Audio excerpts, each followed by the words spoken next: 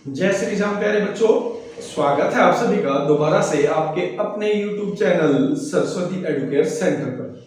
तो बेटा last class में हम लोगों ने अपना इकोनॉमिक्स 12th का जो सेकंड चैप्टर है इंडियन इकोनॉमिक्स से वो स्टार्ट किया हुआ है बेटा, और उसमें हमने किया था बेटा एग्रीकल्चर रिफॉर्म्स के बारे में।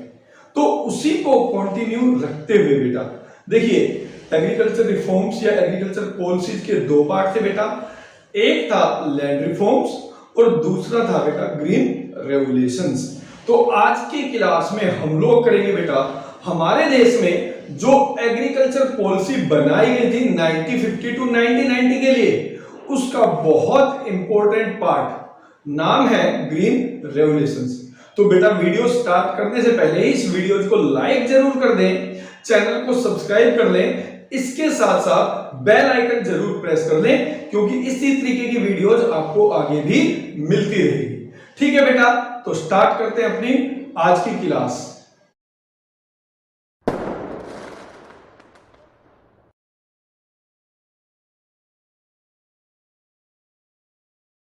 तो बेटा बात करेंगे ग्रीन रेवोल्यूशंस की।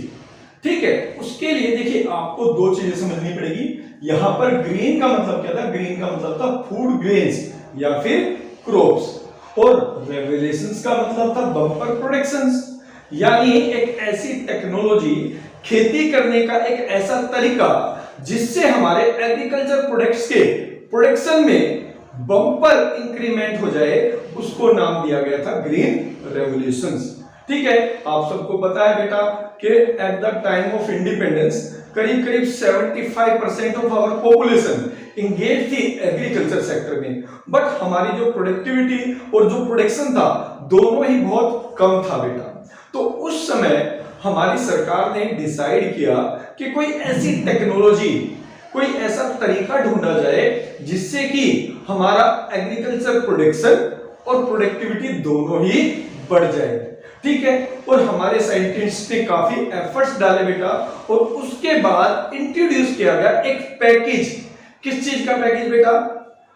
एडवांस और मिरेकल सीड्स, जिसको हम HYV सीड्स भी कहते हैं, प्लस में इंसेक्टिसाइड्स, पेस्टिसाइड्स और प्रॉपर इरिगेशंस, इसको मिला के बनाया गया एक पैकेज जो कि हमारे एग्रीकल्चर प्रोडक्शंस को कई गुना बढ़ा सकता था, और उस पैकेज का नाम रखा गया बेटा ग्रीन रेवोल्यूशंस।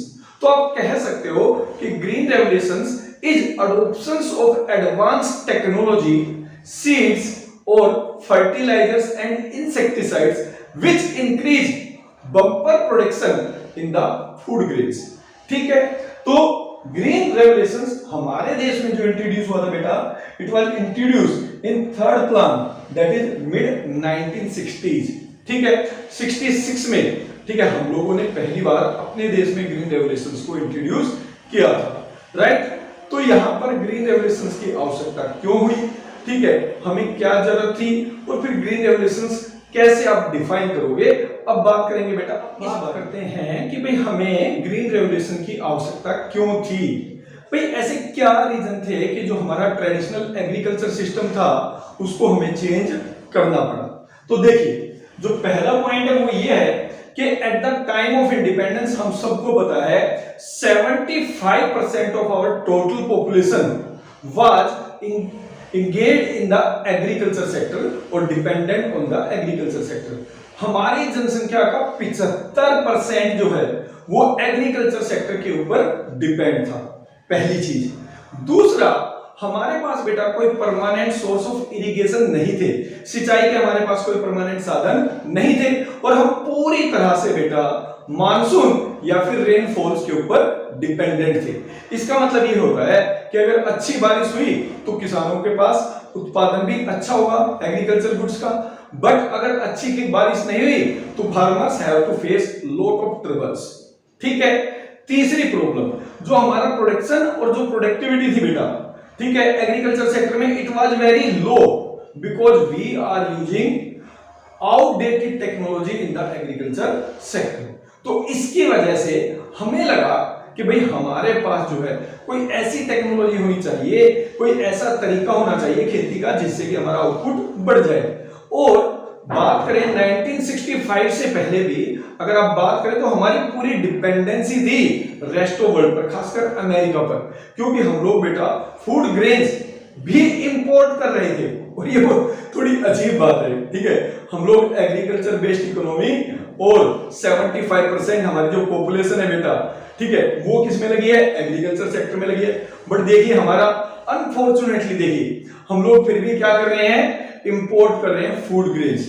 और हमारी जो डिपेंडेंसी थी बेटा इस पर, अमेरिका जैसे देशों पर, ये हमारे लिए बहुत खतरनाक सिद्ध भी हुई।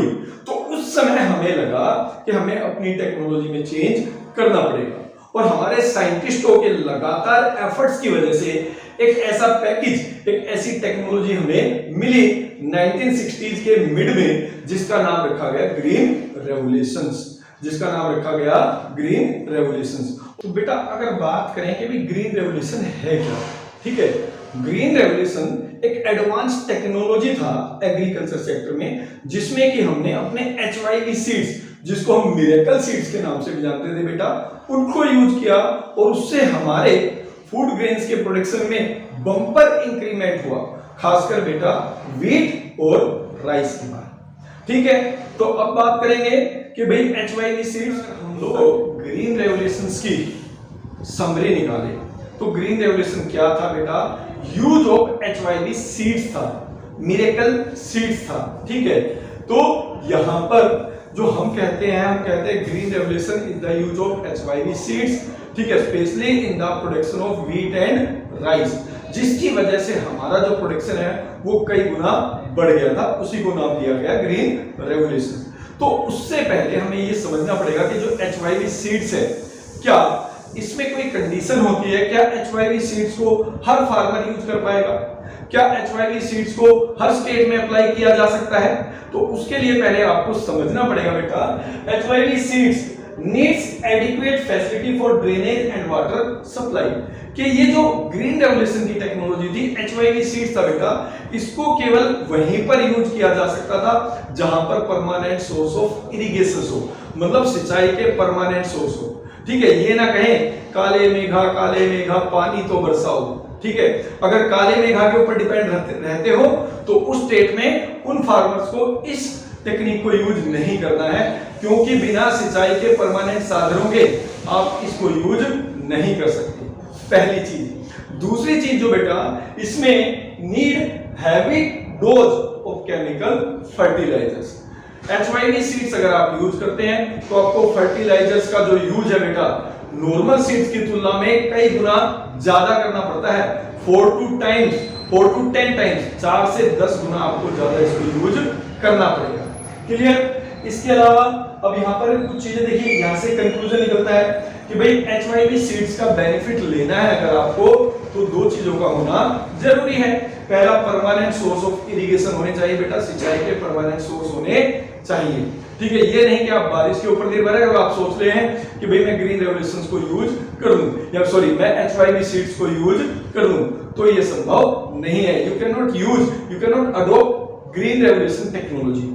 क्लियर? दूसरा, फाइनेंशियल रिसोर्सेज, आपके पास पैसे का होना भी बहुत जरूरी है, क्योंकि आपको केमिकल फर्टिलाइजर, पेस्टिसाइड्स, इन सब को यूज करना पड़ेगा, और बिना पैसे के तो बेटा ये पॉसिबल नहीं है। तो बेटा इसका दूसरा मतलब ये है कि हम लोग जो है HYV सीड्स को या ग्रीन रेवोल्यूशन टेक्नोलॉजी को अपने पूरे देश में अप्लाई नहीं कर सकते, इसलिए हमने इसको दो अलग अलग फेज में इंप्लीमेंट किया था, अप्लाई किया था। तो अब हम लोग पढ़ेंगे कि कौन सी फेज में हमने इसको सबसे पहले इंप्लीमेंट किया और कौन सी फेज में बाद में इंप्लीमेंट किया, कौन सी फसलों पर पहले इंप्लीमेंट किया और कौन सी फसलों पर बाद में इंप्लीमेंट किया, कौन सी स्टेट में पहले इंप्लीमेंट किया और कौन सी स्टेट में बाद में। बात करते हैं फेजेस की। तो जो पहला फेज ऑफ ग्रीन रेवोल्यूशन था बेटा, वो था मिड 16 टू मिड 17, ठीक है। इसके बीच में हम लोगों ने जहां पर परमानेंट सोर्स ऑफ इरिगेशन, ठीक है, वो थे, या जहां पर ग्रीन रेवोल्यूशंस या HYV सीड्स जो टेक्नोलॉजी है वो हम यूज कर सकते थे, उन्हीं स्टेट्स पर हमने फोकस किया, जिसमें बेटा पंजाब, आंध्र प्रदेश और तमिलनाडु मेन स्टेट ये थी, जहां पर हमने सबसे पहले इंप्लीमेंट किया था बेटा first phase of green revolutions, ठीक है। और वहां पर हमने ज्यादातर वीट के प्रोडक्शन पर ही फोकस किया था। बेसिकली ये जो सारी स्टेट थी जहां पर हमने इसको पहली बार अप्लाई किया था वो सब जो है वीट ग्रोइंग स्टेट थी बेटा, ठीक है। यानी सबसे पहले जो HYV सीड्स का यूज किया बेटा वो वीट के प्रोडक्शन को बढ़ाने के लिए किया गया। अब इसके बाद जो सेकंड स्टेज आई बेटा, सेकंड स्टेज आई या सेकंड फेज आई mid 70 to mid 80s, mid 70 to mid 80s। अब क्या हो गया था बेटा, हमारी गवर्नमेंट ने जो पुअर फार्मर्स थे उनको जो है लो रेट ऑफ इंटरेस्ट पे लोन देना स्टार्ट कर दिया ताकि उनकी फाइनेंशियल नीड्स को फुलफिल किया जा सके। इसके साथ गवर्नमेंट ने जो है परमानेंट सोर्स ऑफ इरिगेशन भी दूसरे एरियाज में देने स्टार्ट कर दिए, जैसे कुएं खुदवाए गए बेटा, नहरें बनवाई गई और वहां पर जो है इसकी वजह से large number of state green revolution में इंक्लूड किया गया। और इसके साथ साथ अब हम लोग केवल वीट तक कन्फाइंड नहीं थे बल्कि हमने मोर वैरायटीज ऑफ क्रॉप्स भी उसमें भी प्रोड्यूस करना शुरू कर दिया। वहां पर भी हमने ग्रीन रेवोल्यूशन जो टेक्नोलॉजी है वो अप्लाई करनी स्टार्ट कर दी। क्लियर बेटा? तो अब हम बात करेंगे कि ग्रीन रेवोल्यूशन का हमारी इकोनॉमी पे क्या इंपैक्ट पड़ेंगे कि भाई ग्रीन रेवोल्यूशन का हमारी इकोनॉमी पे क्या इफेक्ट पड़ा, ठीक है, उसने हमारी इकोनॉमी में किस तरीके का चेंज किया। सबसे पहले तो आपको ये जानना पड़ेगा कि अब ग्रीन रेवोल्यूशन के बाद हम अमेरिका जैसे देश की दया के ऊपर निर्भर नहीं थे। पहले क्या किया था, अमेरिका ने हमको जो है ब्लैकमेल किया था 1965 के इंडिया और पाकिस्तान के युद्ध के दौरान, वार के दौरान, ठीक है। क्यों? क्योंकि हम लोग वहां से इंपोर्ट करते थे food grains. But after green revolution सबसे अच्छी बात ये हुई कि अब हम उनकी दया के ऊपर निर्भर नहीं है, ठीक है। इसके अलावा हमें क्या क्या बेनिफिट मिले, देखिए सबसे पहला attainable marketable surplus. Marketable surplus या मार्केट सरप्लस का मतलब होता है बेटा कि हम लोगों ने अपने ही देश में इतना आउटपुट प्रोड्यूस किया कि हमारे जो फार्मर्स हैं अपनी बेसिक नीड्स को फुलफिल करने के बाद मार्केट में बेचने के लिए भी प्रोड्यूस कर पाए। यानी इतना ज्यादा आउटपुट बढ़ा फार्मर्स का कि अपनी आवश्यकताओं को पूरा करने के बाद भी उनके पास बहुत सारा अनाज बचा जिसको उन्होंने मार्केट में बेचकर लाभ कमाया। यानी अब जो एग्रीकल्चर सेक्टर है बेटा वो खाली बेसिक नीड्स को फुलफिल करने का सोर्स नहीं था, अब वो आय कमाने का सोर्स भी बन गया आफ्टर ग्रीन रेवोल्यूशन, ठीक है। दूसरा है buffer stock of food grains. Buffer stock of food grains का मतलब क्या होता है, देखिए बेटा बफर स्टॉक रखती है गवर्नमेंट, किस लिए, अगर कल को एग्रीकल्चर प्रोडक्शन जो है वो शॉर्ट हो जाए या उसका आउटपुट कम हो तो हम लोग इन बफर स्टॉक को मार्केट में सप्लाई करके जो प्राइस बढ़ने हैं उसको कंट्रोल कर सकते हैं। तो जब ग्रीन रेवोल्यूशन आया तो बेटा उसके बाद जो है गवर्नमेंट का बफर स्टॉक बहुत ज्यादा बढ़ गया, ठीक है। और उस बफर स्टॉक को गवर्नमेंट यूज करती है बेटा in case when the production of agriculture production is short. Clear? तीसरा बेटा benefit to low income group. Benefit to low income group का मतलब क्या है, देखिए जब एग्रीकल्चर प्रोडक्शन बहुत ज्यादा बढ़ा बेटा हमारे देश में ग्रीन रेवोल्यूशन की वजह से चावल गेहूं इनका आउटपुट बढ़ना शुरू हुआ, तो वो गरीब लोग जो पहले बहुत ज्यादा कीमत पर गेहूं और चावल खरीद रहे थे अब क्योंकि हमारे आउटपुट हो गया ज्यादा यानी हमारी सप्लाई हो गई है ज्यादा, तो इन प्रोडक्ट्स के जो रेट है बेटा इन प्रोडक्ट का जो प्राइस है वो बहुत कम हो गया। यानी पहले आपको जितना खर्च करना पड़ रहा था अब आपको उसकी तुलना में बहुत कम पैसा इनके ऊपर खर्च करना पड़ा। इसलिए बोला गया है benefit to low income group, जिससे कि गरीब आदमियों को ग्रीन रेवोल्यूशन से बहुत ज्यादा फायदा हुआ। क्लियर बेटा? तो आज की क्लास में केवल इतना ही।